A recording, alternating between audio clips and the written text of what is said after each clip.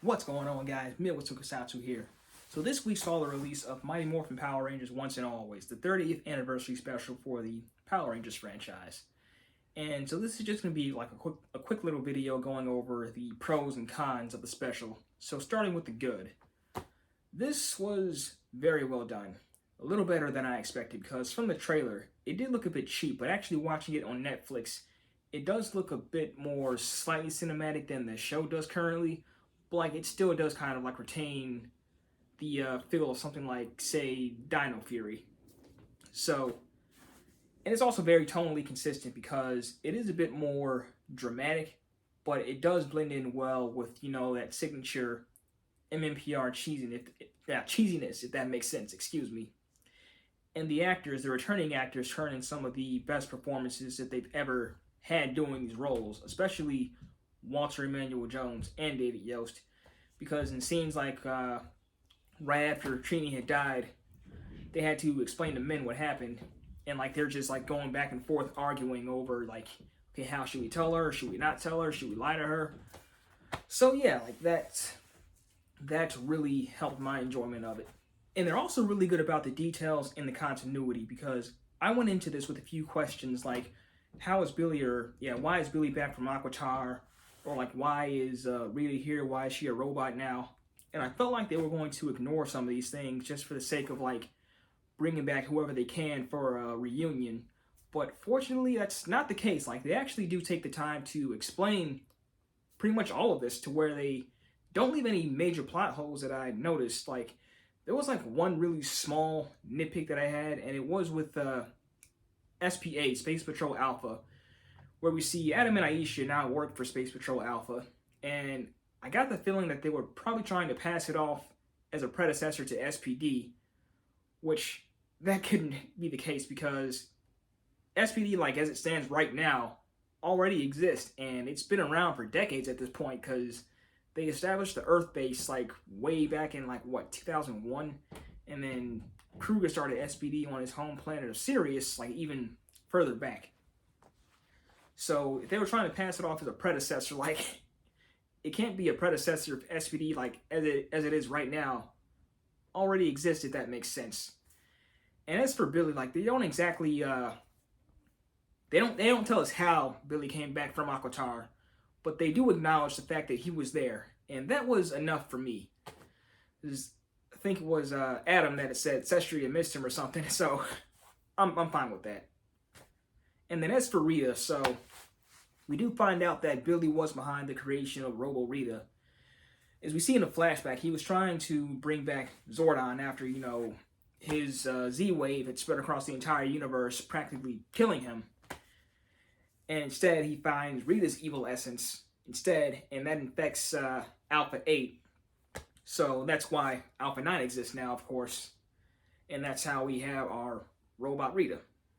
And they even explain how Rocky and Catherine are able to morph because, if you remember, you can't exactly duplicate active powers because it causes a glitch in the morphing grid to where it damages one of the two users.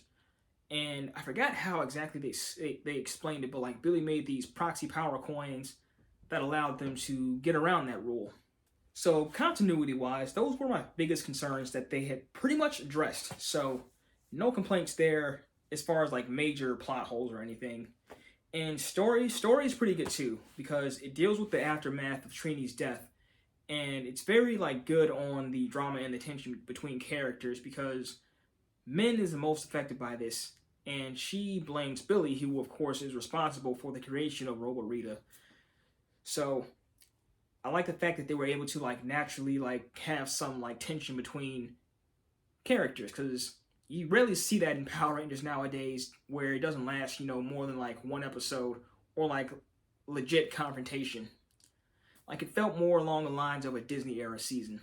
So now where it kind of falters is like one or two moments of clunky dialogue, especially coming from Min. Like her actor Charlie Kirsch isn't terrible in any way, but she had like one or two line deliveries that were just kind of off. And there were lines from some other characters like Minotaur and Snizzard that felt a little too cheesy, even like for MMPR, because like they want to try and like entice the adult fans, but something like that could kind of alienate them. and like kind of, dissuade them from checking out Power Rangers going further. But fortunately, like it didn't like go too overboard. So I think like they still stuck the landing there. So the next couple of things are honestly kind of superficial because one of the things I didn't like was the neck piece on the suits because you can tell that they were trying to emulate the like those thick neck brace pieces they had on the original American suits back in the day. But here it just looks like they're wearing giant marshmallows on their necks and it just looks all kinds of weird. Like I don't know why they would try and complicate things like that and not just keep, like the simple spandex hood. I mean, I guess you could say that it's kind of like how they differentiate from the Jew Ranger suits, but still, like, why bother if it's just gonna look weird? And then the Megazord fight was just god awful. Like, I'm not even gonna front because that CGI was just absolutely terrible. Like, I heard that they didn't have access to the original suits, so I can excuse that. But why even bother if it's gonna look this bad? Like they could have just done like Forever Red to where. Like, I know, like, Serpentera shows up at the end, but it wasn't, like, a full-on Megazord fight. So it wasn't quite as jarring.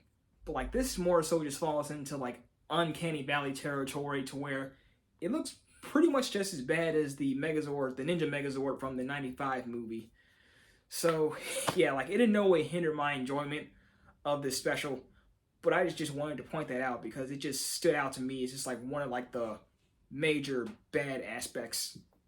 So overall, I give Once and Always at least a 7.5 out of 10. It's got a good plot, good acting, and also some great action as well.